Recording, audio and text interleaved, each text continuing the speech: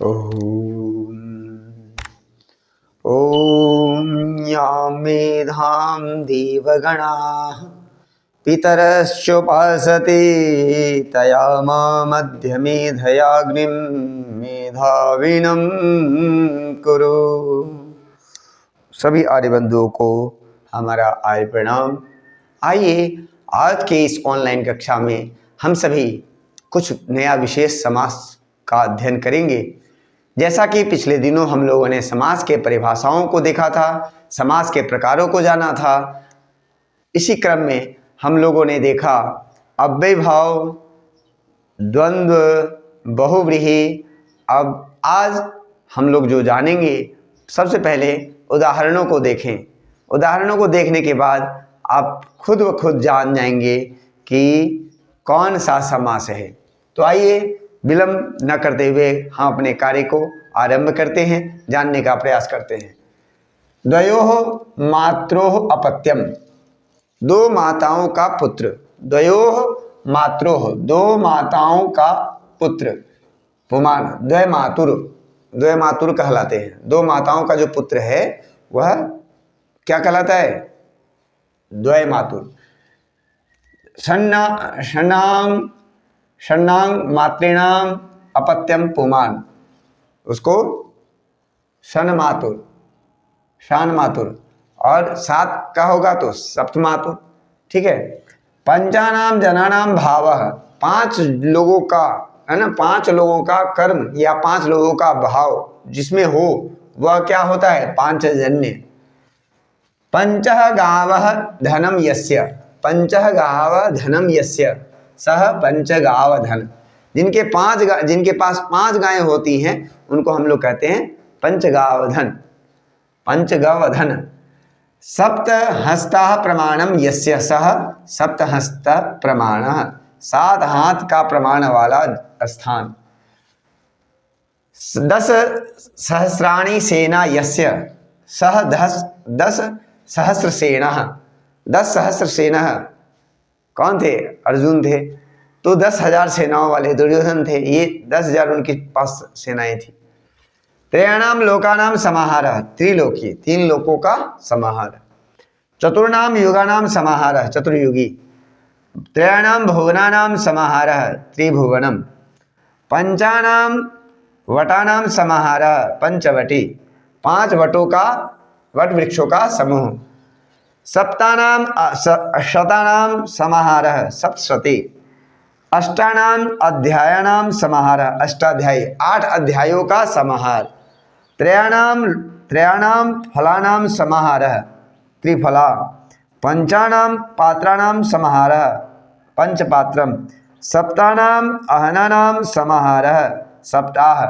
तो इस तरह से हम लोग क्या देख रहे हैं? हम लोग यह देख रहे हैं इसमें कि पहला पद, इन सभी उदाहरणों में पहला पद क्या है? संख्यावाचक है।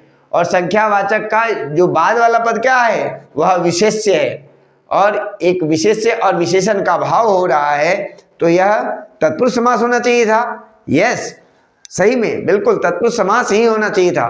तत्पुरुष समास है भी, परंतु इसका एक और विशेष नाम है, उसको कहते हैं हम सभी द्विगुह समास। क्यों कहते हैं द्विगुह समास? आइए जानते हैं द्विगुह समास। पाणिनि जी अपने अष्टाध्यायी सूत्र में कहते हैं संख्या पूर्वो द्विगुह, संख्या पूर्वो द्विगुह। यस्य समस्त पदस्य, यस्मिन् समस्त पदे, यस्मिन् समस्त पदे पूर्व पदम संख्यावाचक भवति तस्य नाम द्विगुह भवति इति। तो संख्यावाचक शब्द यदि है पहले तो उसे द्विगुह नाम दिया जाता है। इसलिए जिस विशेष्य विशेषण, जिस समस्त पद में, जिस समस्त पद में विशेष्य और विशेषण का भाव होता है, उस समास में पहला पद संख्यावाचक होता है तो उसे द्विगुह समास कहते हैं। और यह कर्मधारय तत्पुरुष समास का ही उपभेद है, यह जानेंगे। परंतु अपने प्रकृति और विशेष के कारण यह स्वतंत्र समास के रूप में स्वीकार किया गया है। और यह जो प्रयोग होता है 3 अर्थों में होता है। 3, पहला है तद्धितार्थ के अर्थ में, और दूसरा है उत्तर पद के बाद में रहने पर, उत्तर पद के बाद में रहने पर, ये उत्तर पद के बाद में रहने पर ये जो है द्विगु समास होता है। और समाहार के अर्थ में देख रहे हैं, समाहार के अर्थ में यह सभी ये शब्द बने हैं। तो त्रिलोकी, चतुर्युगी, पंचवटी, सप्तशती, ये सभी कौन से संधि के उदाहरण हैं? द्विगु संधि नहीं, द्विगु समास के। किसके हैं? द्विगु समास के हैं। तो आशा करते हैं आप सभी को यह द्विगु समास समझ में आ गया होगा, क्योंकि द्विगु उसी को कहते हैं जिसे संख्या पूर्व द्विगु हो। यह सूत्र फिट बैठता होगा। तो आइए आज की कक्षा को हम यही समाप्त करते हैं। फिर अगली कक्षा में उपस्थित होंगे और अन्य समास जिसका नाम है तत्पुरुष समास। तत्पुरुष एक सूत्र है, अष्टाध्यायी में पाणिनि जी ने सूत्र दिया है तत्पुरुषः। तत्पुरुषः उसमें कहते हैं कि तत्पुरुष समास में उत्तर पद प्रधान होता है, जो बाद वाला पद प्रधान होता है उसे उत्तर पद के नाम से जानते हैं। और जैसे कहते हैं ना, राजपुरुषम आनय, राजा के पुरुष को लाओ, राजा के पुरुष को लाओ। तो राजा को नहीं लाते, पुरुष को लाते हैं, राजा के पुरुष को, राजा के आदमी को लाते हैं।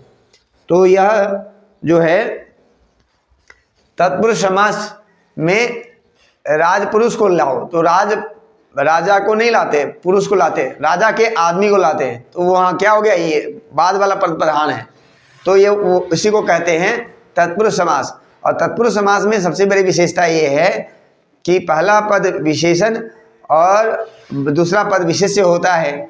इस बात का ध्यान रखेंगे। तत्पुरुषः और तत्पुरुष समास आपको अगली कक्षा में हम विशेष बताएंगे। और हमारा जो पिछला वीडियो है अव्यय भाव समास, द्वंद्व समास, बहुव्रीहि समास, इसे देखना ना भूलें। समास प्रकरण में हम सभी अभी अध्ययन में रहते हैं, समास प्रकरण को अध्ययन कर रहे हैं। और समास को अध्ययन करने का मतलब यही है कि आप समस्त पद को बनाने का प्रयास करें, समस्त पद का विग्रह करने का प्रयास करें, तभी आपका परफेक्शन, तभी आपकी पूर्णता होगी।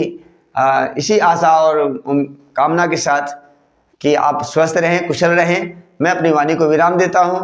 और विराम देने के पश्चात आपसे उम्मीद करता हूं कि आप यदि सीख गए हैं द्विगु समास तो अन्य लोगों के बीच लाइक करेंगे और शेयर करेंगे और अधिक से अधिक लोगों तक द्विगु समास का जो ज्ञान है आज हमने दिया उसे फैलाने का प्रयास करेंगे।